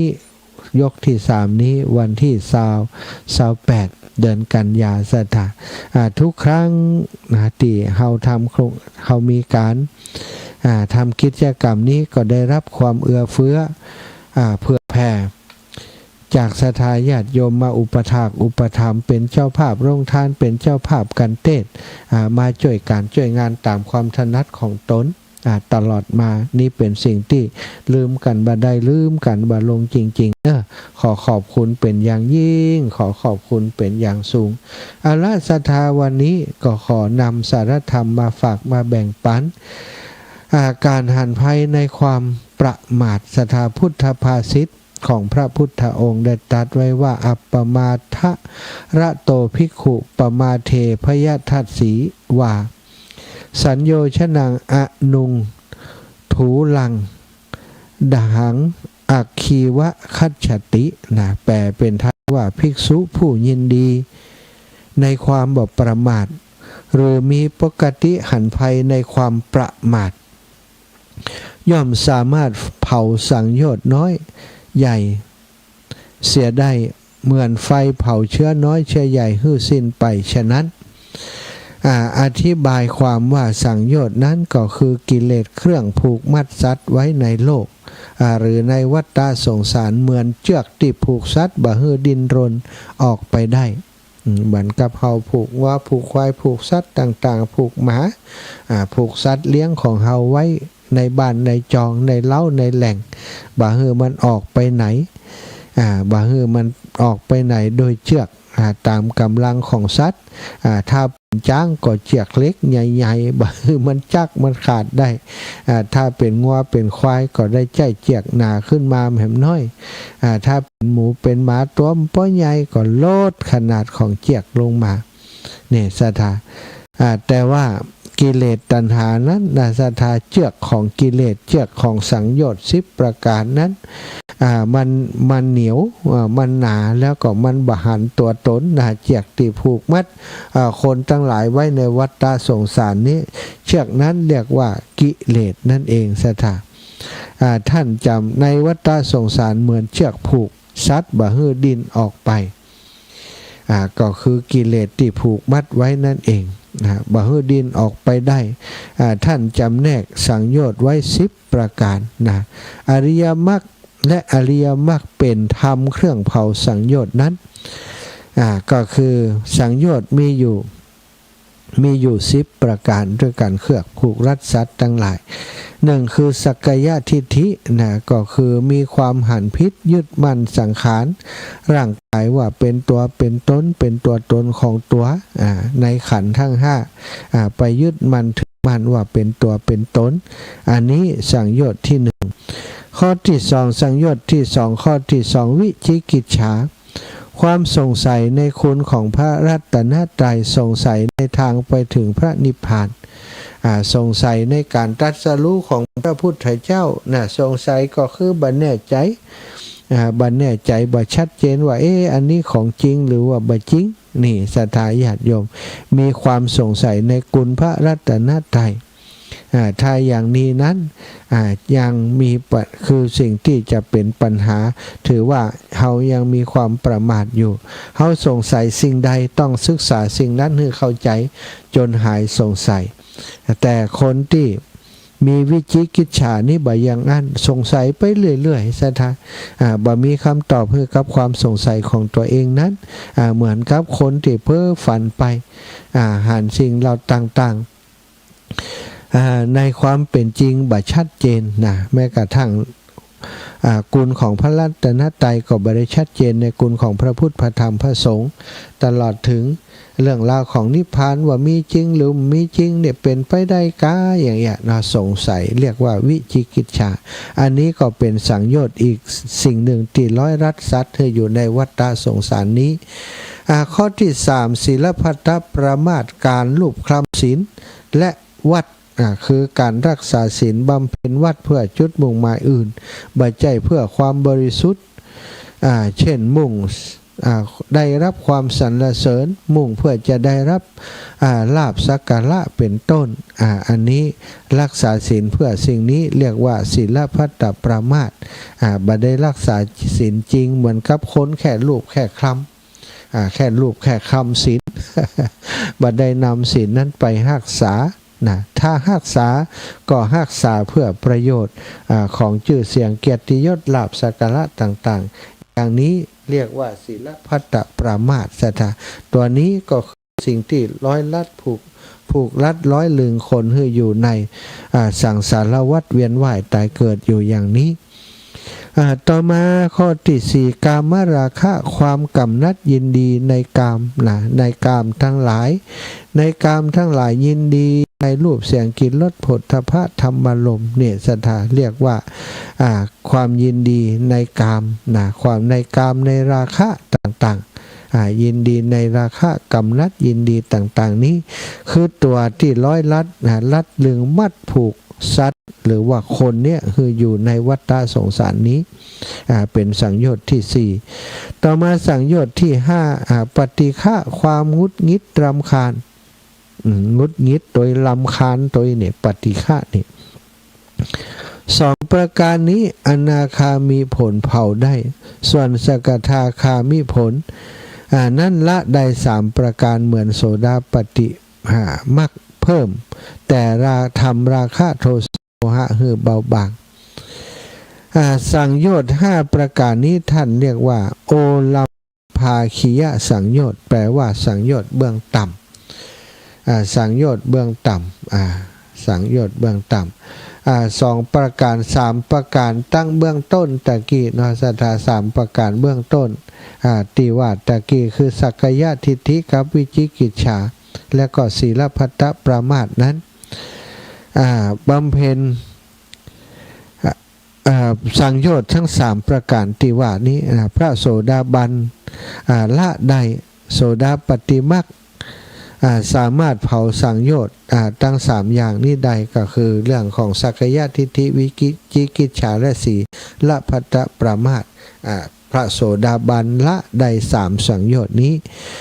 ต่อมานะกามราคะปฏิฆะนี้2ประการนี้อนาคามีมักเผาได้ส่วนสกทาคามิมักนั่นละได้3ประการเหมือนกับโสดาบันมักเพิ่มแต่ทำราคะโทสะโมหะคือเบาบางสังโยชน์5ประการนี้เปิ่นเรียกว่าโอลัมภาคียสังโยชน์แปลว่าสังโยชน์เบื้องต่ำข้อที่6นะสังโยชน์ที่6ก็คือรูปราคะความกำนัดยินดีติดใจในรูปฌานนี่เรียกว่ารูปปัตราคะข้อที่7อรูปราคะความกำนัดติดใจในอรูปฌานอันแรกอันที่6รูปฌานเนาะสถานติดใจในรูปฌานคนที่นั่งสมาธิปฏิบัติได้ฌานสมาบัติแล้วก็ยินดีในฌานสมาบัตินั้นถ้าเป็นรูปฌานก็เรียกว่ารูปราคะอรูปราคะกำนัดยินดีในอรูปฌานฌานที่บ่มีรูปมีร่างต่างๆข้อ8มานะความทะนงตัวความถือดีความทะนงตัวอัสสมิมานะก็เรียกสถาความทะนงตัวนี้ก็เป็นสังโยชน์อย่างหนึ่งข้อที่9อุทธัจจะกุกกุจจะความฟุ้งซ่านแห่งจิตแล้วก็ข้อที่10อวิชชาความหลงไหลบ่ฮู้อริยสัจตามความเป็นจริงทั้ง5ประการตั้งแต่ข้อที่6ถึงข้อที่10นี้ท่านเรียกว่า อุทธัมภาคิยสังโยชน์แปลว่าสังโยชน์เบื้องสูงอรหัตผลเท่านั้นถึงจะเผาได้สถาเป็นพระอรหันต์เท่านั้นที่จะเผารูปปราคะอรูปราคะมานะอุทธัจจะแล้วก็อวิชชานี้ลงได้ผู้สามารถเผาสังโยชน์ทั้ง10ประการนี้ได้ก็เป็นพระขีณาสพผู้สิ้นอาสวะบางทีพระผู้บำเพ็ญเพียรได้มองเห็นสิ่งใดสิ่งหนึ่งเช่นไม้ป่าแล้วสามารถนำสิ่งที่ได้เห็นนั้นเป็นแนวฝึกเผากิเลสตนเองได้ศรัทธาญาติโยมทั้งหลายอันเนี้ยนะเปิ้นเรียกว่าสังโยชน์10ประการที่มัดสัตว์ทั้งหลายไว้ในสังสารวัฏนี้ทุกคนหมู่เฮาเจ้าขาดทั้งหลายเนี่ยถูกกิเลสมันมัดไว้นะสายมัดเชือกมัดมันนี่เฮาหารศรัทธามันเป็นมันเป็นเชือกมัดวิเศษนะเชือกมัดวิเศษแล้วมันมัดได้ผลโดยดิ้นรนอย่างใดจะตัดขาดอย่างใดบัดได้ทั้งสิ้นนอกจากเขาจะปั่มเปงปฏิบัติตามแนวทางแห่งอริยมรรคจนเป็นพระอริยบุคคลชั้นใดขั้นใดขั้นหนึ่งตั้งแต่พระโสดาสกทาคาอนาคาและพระอรหันต์สังโยชน์แต่ละอย่างนั้นก็ใจคุณธรรมเบื้องต่ำไปจนถึงเบื้องสูงเนาะที่จะละสังโยชน์นั้นได้เฮาทั้งหลายทำคุณงามความดีสร้างของบุญสร้างของกุศลไปก่อนคือการรักษาศีลปฏิบัติจิตวนาได้พิจารณาหันไปในกายสักกายทิฏฐินี่หันอย่าไปหันพิษเนาะหันกายในความเป็นกายเป็นของบูดของเน่าคือได้เบื่อหน่ายในกายสังขารคือได้ถ้าเฮาเบื่อหน่ายในกายสังขารคือได้บาหันแก่ตัวบ่ได้ยึดถือขันธ์5นี่ว่าเป็นตัวเป็นตนนี่เฮาก็สามารถจะละสักกายทิฏฐินี้ได้วิจิกิจฉาความสงสัยในพระรัตนตรัยก็เช่นเดียวกันถ้าเฮาปฏิบัติไปถ้าเข้าสู่ความเป็นพระโสดาบันแล้วมันหมดความสงสัยต่อพระรัตนตรัยมีแต่ความศรัทธาเลื่อมใสแต่ฝ่ายเดียวเท่านั้นที่เข้ามาครอบครองจิตข้อที่3ศีลพัตตประมาทการที่รักษาศีลทำศีลให้รักษาศีลด้วยหวังลาภสักการะการสรรเสริญจากคนทั้งหลายต้องการรูปแบบว่าตัวเองนี่เป็นผู้ปฏิบัติเนี่ยศรัทธาแต่ว่ามุ่งผลในเรื่องของลาภสักการะอย่างนี้เรียกว่าศีลพัตตประมาทเนาะฉะนั้นเฮาเป็นชาวพุทธทั้งหลายนอกจากคือการรักษาศีลแล้วก็ควรจะเพียรภาคเพียรยกระดับจิตใจของเฮาเพื่อจะเผากิเลสต่างๆที่มันคอยลัดลึงคอยผูกรัดเฮาคือติดอยู่กับโลกใบนี้คือกระทำตัวเหมือนกับไก่น้อยที่กระเทาะเปลือกเครื่องร้อยลัดออกมาได้หันแสงสว่างของโลกได้หันความสว่างไสวมีอิสรภาพที่จะอยู่บนโลกใบนี้แบบที่บ่ต้องมีความทุกข์จากกิเลสที่มาบัญชาการอยู่เบื้องหลังของเฮาศรัทธาญาติโยมท่านเจ้าทั้งหลายขอประกาศประชาสัมพันธ์ให้กับตังเทศบาลอบต.หรือว่าเทศบาลปงยางคกเปิ้นได้ประกาศประชาสัมพันธ์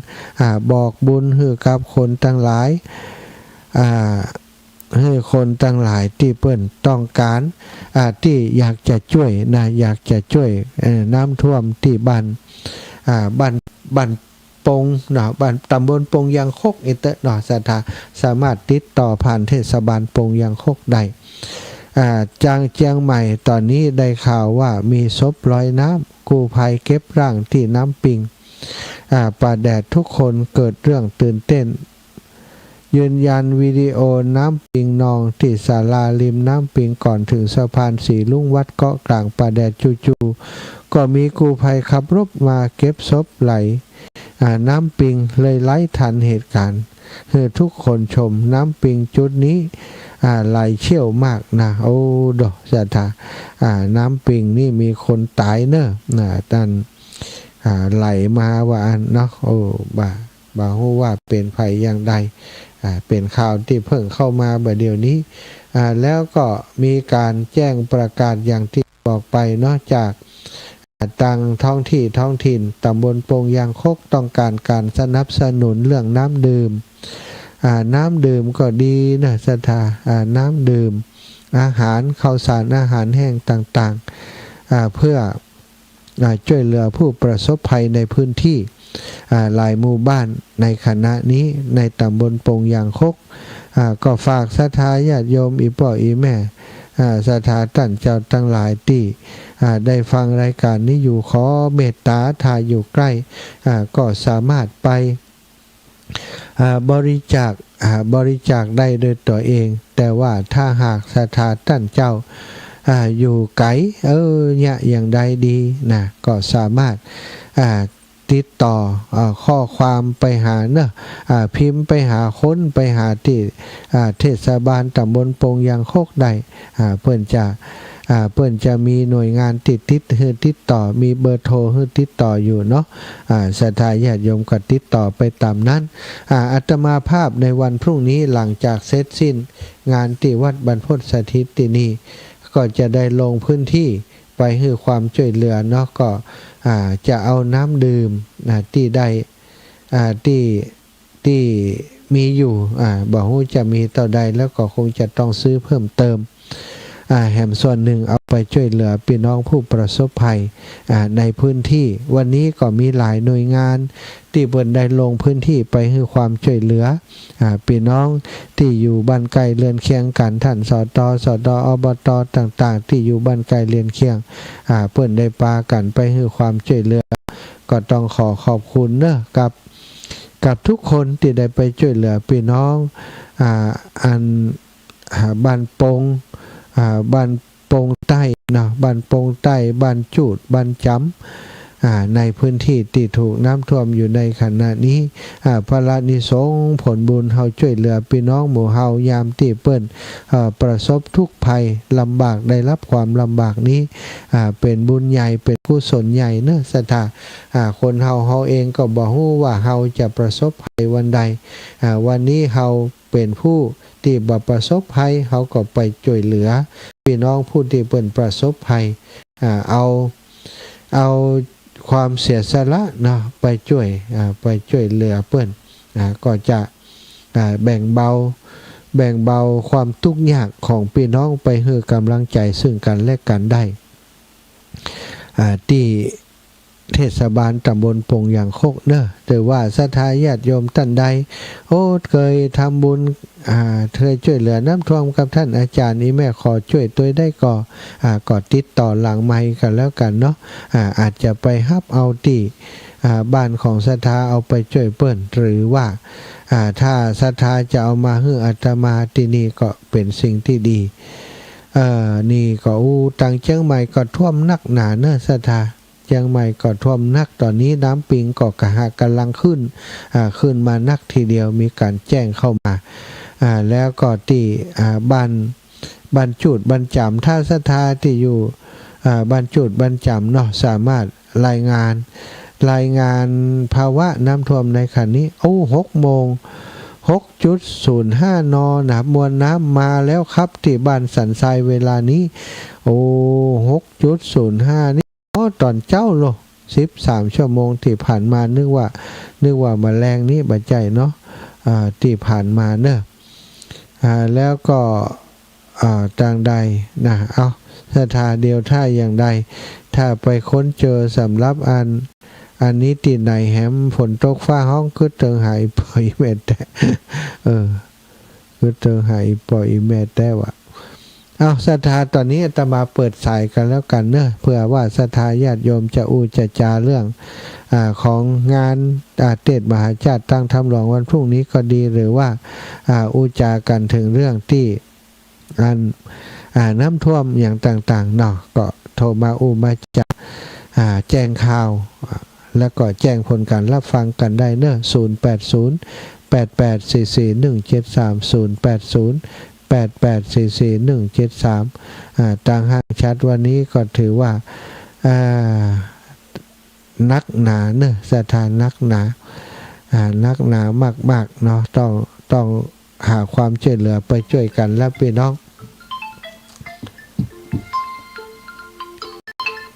โยมแม่ไลผับเตจะเจริญปอนจากเวียงป่าเป้าเจ้าแม่โหแม่ฟังแม่เทียมจันไปเนอะอีแม่มได้มาเนาะแม่แล้วก็ฝากก๋วยเตี๋ยว50 บาทเนอะพระอาจารย์เจ้าได้ต่อได้ก็ได้100แล้วก็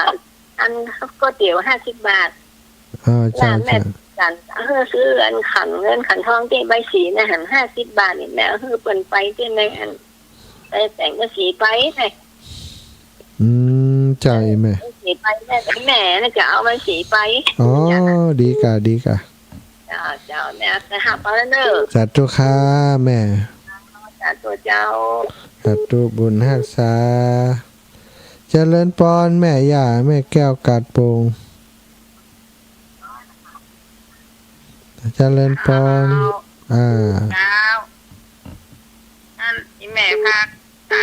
2อย่างไว้ก็ให้น้องเอาไปให้เลยนะเรียบร้อยแล้วดีว่าเป็น2นะก็แม่ปึงผู้ลูกกันขออันหมอบเขาปึงเจ้ามันมีอันหน้า2อยู่เนี่ยเนาะเจ้าเจ้าแม่สาธุนะเจ้าติดก๋วยเตี๋ยวกับบ้านก็ให้รับแล้วเรียบร้อยหมดแม่อีน้องมันจัดการแล้วหมดเจ้าหัวมันนิ่มเป็นอย่างเดิมเจ้าแม่อะไรหาแม่อันโอเคจะแต้มหน้ากากหมดฟังหูนะจ้าสาธุเจ้าแม่เจ้าแม่เป็นกำลังใจเด้อเจ้าพี่น้องต่างดอยสะเก็ดน้ำท่วมก็เจ้าบ้านกำแพงหินน้ำท่วมก็ฝนตกฟ้าห้องบึ้งบ้างตอนแรกนี่เจ้ากำลังย่างนี่เจ้านั่นแหละโอ้เนาะแต่น้ำท่วมนี่บ่มีแต่ว่าเวลามันฝนตกน้ำนองมาก็นองน้ำห้วยบนเนาะเจ้ามันเหมือนล้นขึ้นมาถึงบนแต่ฝนนี้น้ำท่วมอยู่เนาะเจ้าแม่ว่าพอจะออกภาษาน้ำก็ยังบ่หยุดอ่ะจ้านั่นแหละคนผูกแม่ขออนุโมทนาด้วยเด้อเจ้าอีแม่จะอยู่บ้านถ้าฟังนะเจ้า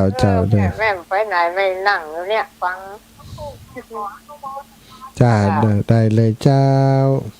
เป็นกำลังใจให้ตัวเด้อสาธุค่ะแม่สถานีตั้งลำปางว่าอย่างใดตั้งลำปางได้ยินกันก็อาตมาบ่ได้เช็คสัญญาณว่าตั้งลำปางมีปัญหาก่อนเนาะก็สัญญาณก็อย่างกันนะอันนี้ติได้ฟังแม่แก้วโทรมาตะกี้แล้วลำปางโอเคอยู่พี่น้องตังบ้านจุดบ้านจำบ้านโป่งเนาะผู้นำท้องถิ่นถ้าท่านฟังรายการนี้อยู่สามารถโทรเข้ามาเนาะบอกกล่าวขอความช่วยเหลือด้านต่างๆได้นะให้โอกาสเจริญปอนแม่บุญเกียรติกราบไหว้สาเจ้าจ้าแม่เขามีเปิดเอาไปพากแม่สีนวลเนี่ยเพราะว่าบ้านมีงานศพเจ้าโอ้เจ้าเป็นเจ้าเป็นอย่างแม่อันเจ้าถวายพระอาจารย์200เด้อจ้ะการเทศนั่น3คนละ100เจ้าจ้ามีอันมดเขียนแล้วมดปีเขียนเรียบร้อยเนาะละเอียดเจ้าจ้ากราบไหว้สาเด้อสาธุเจ้าแม่พี่น้องบ้านแม่กงแม่บุญเกียรติแม่กงขอบคุณมากมายศรัทธาญาติโยมมีเวลาอยู่ใครจะโทรเข้ามาสิริดวงจันทร์อยู่กับวัดพันแหวนน้ำท่วมวัดพันแหวนเชียงให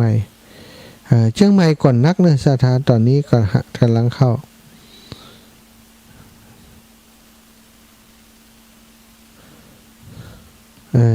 ศรัทธาตังลำปางเนาะก็เปิดโอกาสให้สำหรับคนที่อยากจะแจ้งข่าวสารมาตั้งสถานีวิทยุหรือประชาสัมพันธ์เนาะพรุ่งนี้อาตมาจะเข้าไปให้ความช่วยเหลือพี่น้องต่างบ้านที่ประสบภัยน้ำท่วมเนาะอาจจะได้ไปจ้าสักหน่อยเนื่องจากว่า วัดก็มีงานอยู่เสร็จค่ะเจริญพรแม่เจ้า แม่วันนาเจริญพรค่าแม่ฮับแล้วเสียงแม่เบาไปหน่อยแม่ปรับเสียงกำฮัลโหลแม่วันนาได้ยินเสียงอาจารย์ก็เสียงอีแม่บอกค่อยดีนะอีแม่ลองโทรใหม่เนาะเจริญพรแม่จันดีธรรมนีโอ้ไว้สาเจ้ามันปลูกออกโชว์ก่อนนะวันพุกถ่ายทอดอยู่เจ้าแม่จะไว้สาอยู่บ้านเด้อ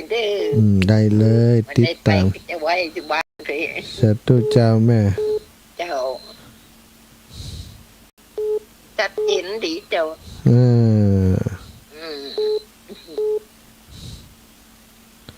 สาธุสาธุเจริญพรแม่เจริญพรจะได้ดับปิ้งฮะอู้เลยแม่อาจารย์ลูกตู้นะใช่นั่นลูกอันเจ้าแม่ไปให้นอกนั่นโอ้นะแม่มันเดือดว่ะเจ้ามาเดียวมันจะหาดีไม่ได้สักอย่างว่าไม่ได้อย่างคนดีเพื่อก็มีรู้เหมือนกับเอาเจ้าบ้านเอาแม่ไก่เนาะต้องบดีท้องแม่ไก่มันบดีก็คือบดีเพื่อจะเป็นดีนะคนเฮาเหมือนกันมันตื้มใจเหมือนกันเนาะเฮาที่เนื้อปลาได้ตัวลอยเนาะเฮาก็ได้บุญได้เนาะได้บุญก็ได้กุศลนี่ก็เฮาอยู่เฮามีอายุนักแล้วเฮางานทำเฮาก็ทำบุญอะไรจ้า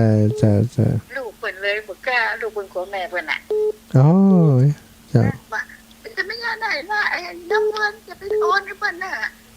เจ้าไปเดี๋ยวไว้ใจไม่ได้ตึงประตาในไผสักคนนี่ว่ะโอ้ยกรรมของเพิ่นเนาะบาปกรรมของเพิ่นแล้วแม่ก็เลยได้โทรไปหาน้องอมรวรรณนะเจ้าต้นรับเป็นจะโอนให้เด้อจ้าแม่แล้วลูกตู้จัดการให้แม่ครับเด้อเจ้าแม่ได้เจ้าแม่ฝากไว้500นะจ้าสาธุค่ะแม่จ้าสาธุค่ะเจริญพรแม่วันนาสุริยะรังสีได้ยินห้องละตะกี้มันได้ยินเลยตะกี้มันได้ยินน้องโทรเอาโอนตังเข้าไปได้ยังฮู้เจ้าถ้าจะแล้วก็อีแม่เฮาแต่เจ้าเฮารับสายเจ้ามันนี่แล้วก็แล้วล่ะดีใจแล้วเจ้าแม่เจ้า100นั้นแม่เอาน่ะใส่ยอดสั่งไปเพิ่นเด้อเจ้าแม่เจ้าตัวเพิ่นตัวยังไปหมดจ้าเจ้านมัสการเจ้าสาธุค่ะแม่เจ้าฮัลโหลข้างอยู่กะฮัลโหลนะแม่เดี๋ยวอุ้มกำล่ะมาประทานวางหูไว้ก่อนนะอันน้องมนวันเป็นจะจัดการให้เด้อเจ้าแม่แล้วก็ลูกตู้ทำบุญให้แม่ทำบุญให้แม่ตัวเก่าเป็นคนเนาะจัดการให้ลูกตู้จัดการให้เจ้าแล้วก็เอาเนี่ยเนาะทำอย่างเนาะการทำหลวงเน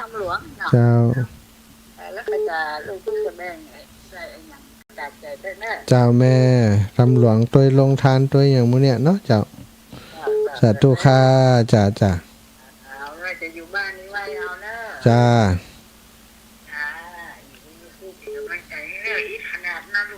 เจ้าแม่เจริญพรยายพร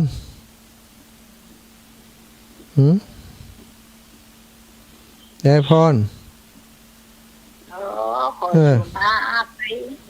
แล้วโทรไหมอย่างตอนเปิ้นออกรายการอยู่ใช่ยายอาจจะเจ้าไปโทรไปหาพระครูวัดเดินทางเชียงดาวแล้วก็กดไปได้ฮะแต่เกิดยายเราเป็นโทรศัพท์เขาเบอร์นะมาหาวิชัยแล้วเกิด ติดเนี่ยจะบอกกดติดก็ได้ อื ขอ ม ชูขอชูมาโดย เจริญพรแม่น้อยบัวไขวงหาร ยาวบ้านแม่บ่ขีดน้ำจะทุกท่วมคอ ท่วมแล้ว นะจ๊ะ ท่วมแล้ว แล้วฝนปลอดไฟข้ามปลอด ปลอดภัยอยู่ อ๋อ